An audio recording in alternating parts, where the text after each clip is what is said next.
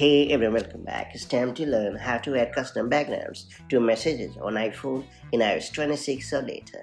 Want to make your iMessages more fun and expressive in iOS 26? Well, no worries at all. With Apple's latest update, you can now add custom backgrounds to messages, giving your conversations a whole new level of personality. So, whether you want to set a vibrant color, animated effect, or even themed backdrop, iOS 26 makes it incredibly easy to personalize your chats. That said, let's get started.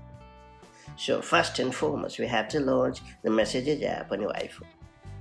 And then you have to tap the conversation you want to customize. And then you have to tap the contact name or the group name at the top of the conversation.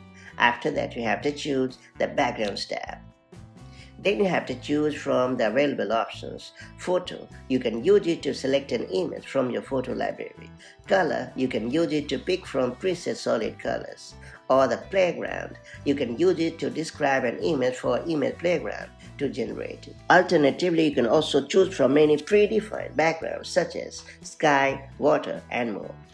Then you can swipe left and right to preview the available styles. And finally, you have to hit the check button located at the top right to apply your selection, and that's about it. So that's how you can easily add a custom backgrounds to your messages on your iPhone. And now it's time to learn how to reset to default background. If you ever want to get rid of the custom background, you can do so without any hassle at all. Just open the conversation with a custom background. And then you have to tap the contact name or the group name at the top. And then you have to tap the Backgrounds tab. After that, you have to choose the None option. And finally, you have to hit the back button located at the top left. And that's pretty much it. So that's how you can easily give your messages a more personalized look. Now that you have unlocked this super handy feature, make the most of it to spice up your messaging. And I'll catch you up in the next one.